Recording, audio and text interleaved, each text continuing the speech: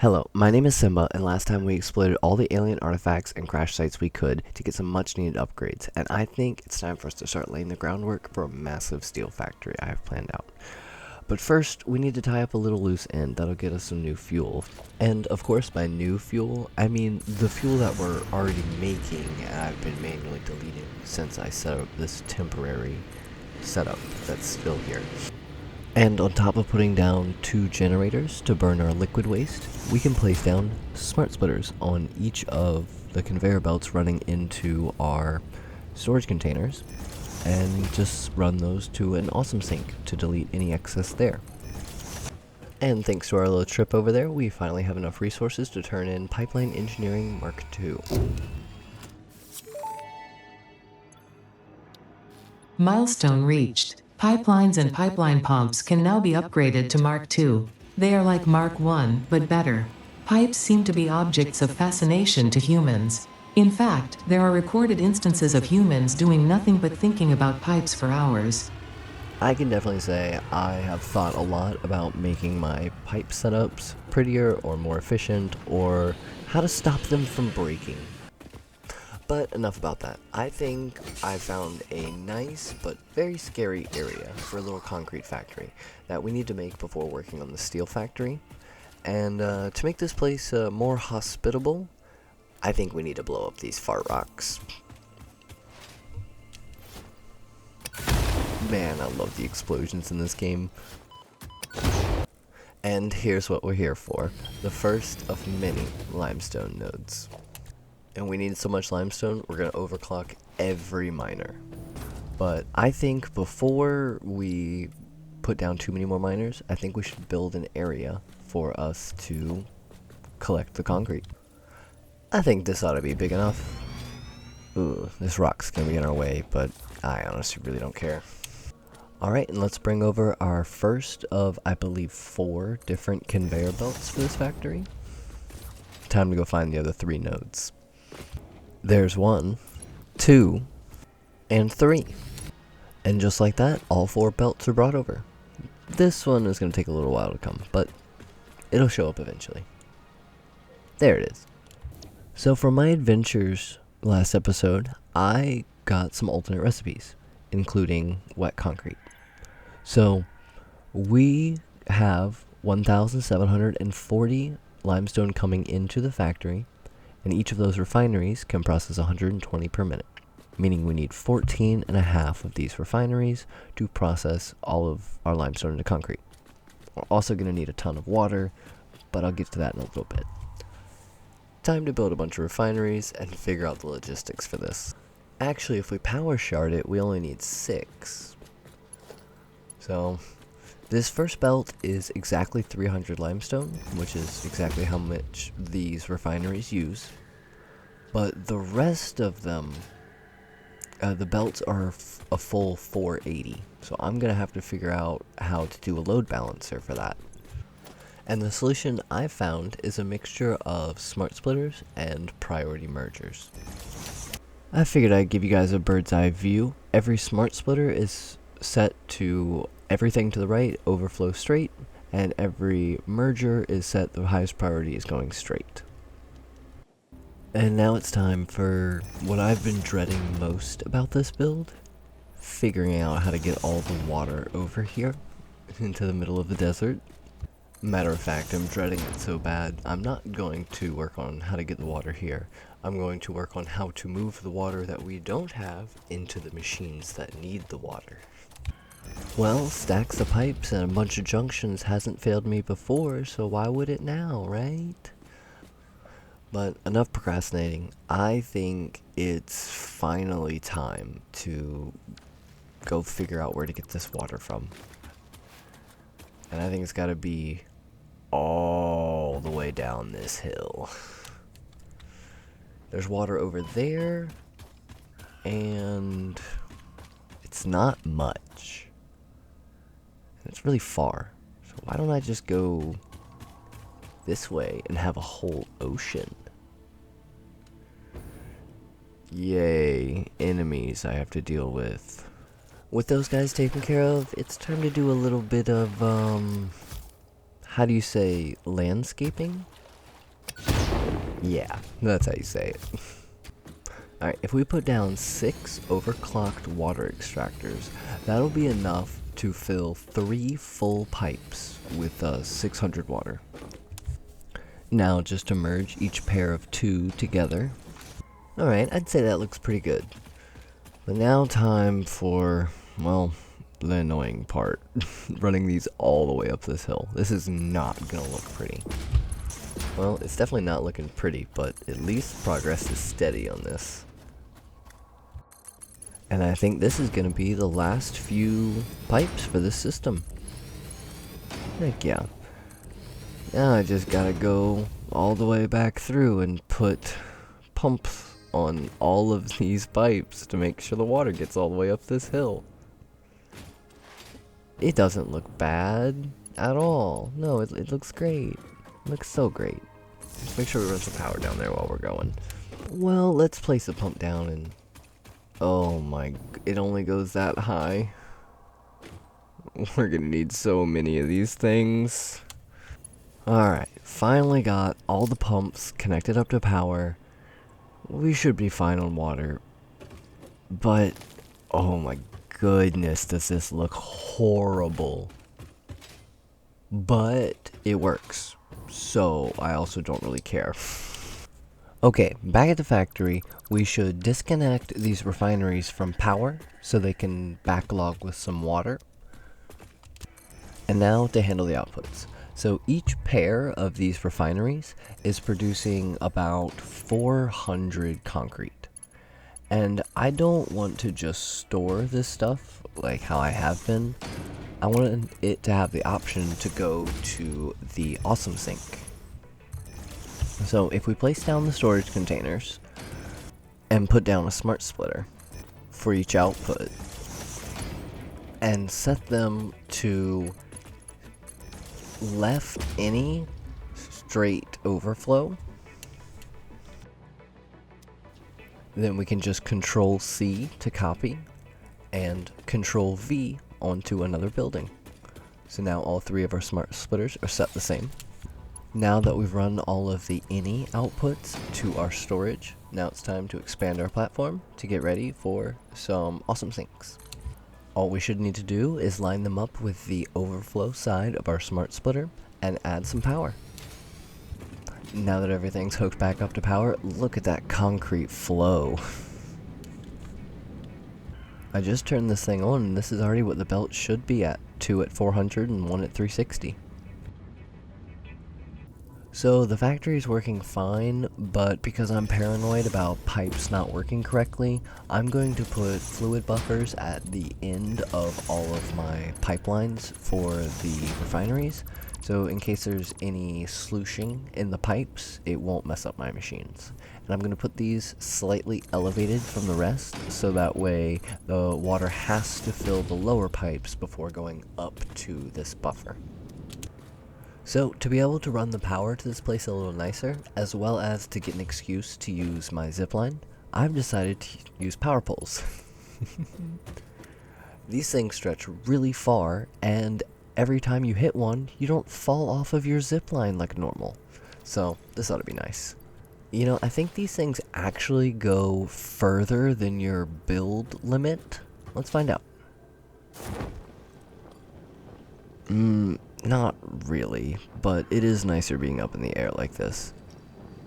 Alright, let's just keep on going all the way back home. The Caterium setup is actually just on the mountain, straight in front of us. There it is. And with this, we've officially got power all the way back to the base. Have I ever told you guys how much fun it is to ride on these things with a zip line? It's really nice. And like this, you don't fall off, you just re-grab. It's the best.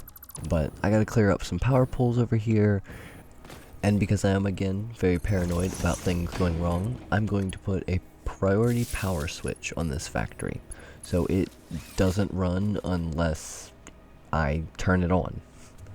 Once we get it named, ooh, that was a really satisfying lever flick. This whole factory kicks back up to life. Alright, I think for now we can call this factory done. So let's head off into the distance to build another factory. Not too far away, we find the area that I have started terraforming for our steel factory. I've went ahead and placed down a few miners and a lot of platforms, as well as a hypertube back to the base. But I neglected to make enough platforms to place down this power line. But at least it should be a pretty simple fix. Just throw down a couple platforms and get one with the ladder on it. And make sure it's spun around the right way. And kind of centered. Good enough. Alright. So now, we can travel to our concrete factory from here, as well as this place has power now. Well, it technically already had power from the hypertube setup, but now it has power in a cleaner way, and I'll have to go through and delete all of those power poles. Now it's time to make a bunch of sprawling platforms, so that way we can somewhat cleanly get all of these miners nearby hooked up to, well, for lack of a better terms, a belt highway, a belt bus. But I want it to look somewhat clean on the way back in. Okay, I think I've got these first few miners in a kind of an orientation that's at least gonna look pretty, I say. Hi, Greg. What if we just spin that around there, that there, grab this last. I could probably put this on a lift, can't I? Yeah. Will it? Oh, it lines up! That's so awesome. Okay. Then we just bring this one around to here.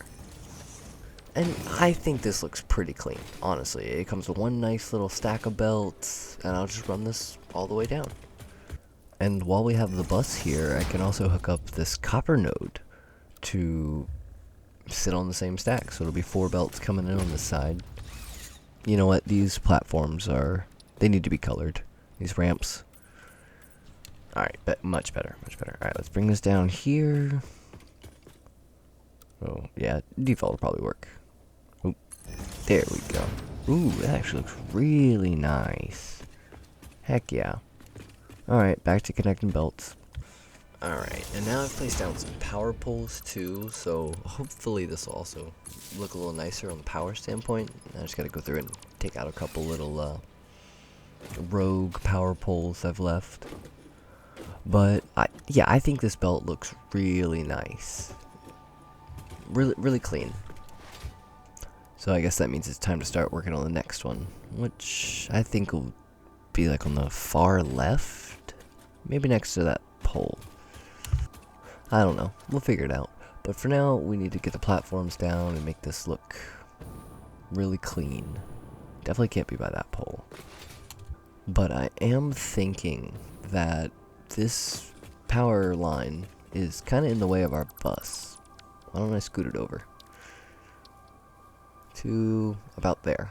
So now we should have the room to run all those belts all the way underneath this thing. Alright, so I think our second bus is going to come in right next to this pole here. Yeah, that should be fine. I'll just run the belt up to it. So, I think this will be kind of nice looking to go into this bus. I don't know, we'll figure it out. But for now, let's actually hook up this first miner to the bus, and then worry about how to get the items over. Run a little power, try to make it look clean. And this might work to get the items to go up just slightly high enough. Does that? Is that good? Good enough, maybe? Good enough, for sure. Alright, let's get these hooked up. This next miner is literally just right here, so it shouldn't be too far. But it does seem like it's still a little bit too far away for just one belt, so we'll make it 2.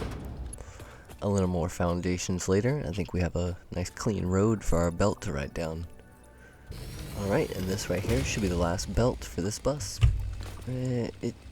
I still think it looks good. I don't think it looks bad. Could it be a little nicer? Sure. Is it?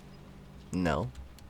Alright, before I leave this side of the factory, I would like to go around to all the miners and, well, make their speed be whatever my belt speed is, or their max speed. So if you ignore this little ramp to connect the power lines, I think this turned out pretty good. At least this side. We'll have to see how the other side turns out. But I'd call this side of the factory all done. Now just connect up all the nodes over there. So I've gone ahead and brought over 4 pure iron nodes and I think it's a pure limestone node.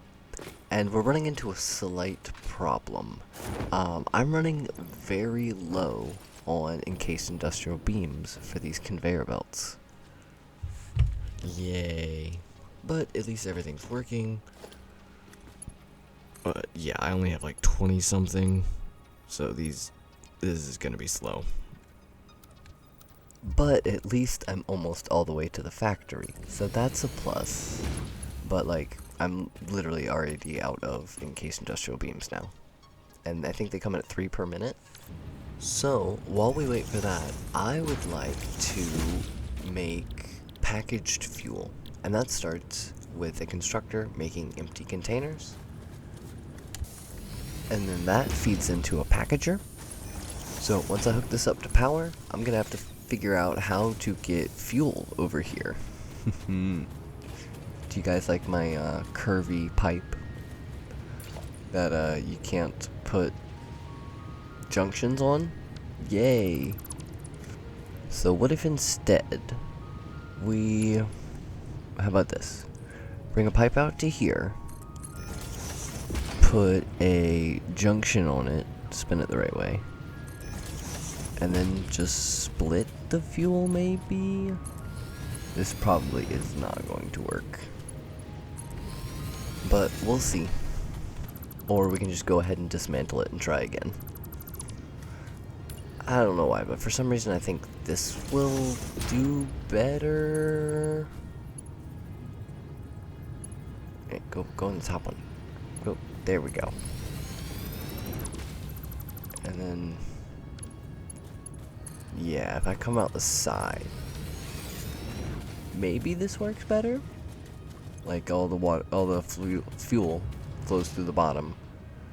And then once this thing is full, then it fills up the fuel burning generators. But that's a question only time will answer. So for now, let's go ahead and set up a dimensional depot. Okay, I guess that's better. Whatever. So that way we can always have packaged fuel on us for our jetpack. Because we'll be able to fly, I believe, higher and for longer. I mean, it's already working pretty good. Like, this is how we currently are. Like, that's not very high at all. But if we try this, I gotta find my biomass.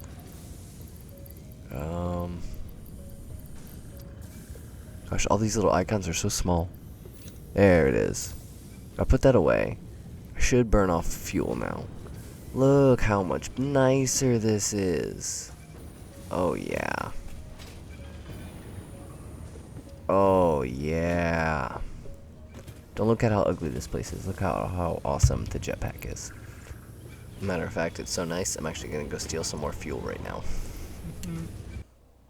Alright, I think that's gonna be about it for this episode. I'm gonna go ahead and build some blueprints while I wait for my encased industrial beams to fill up, and we'll come back next episode and start working on that steel factory.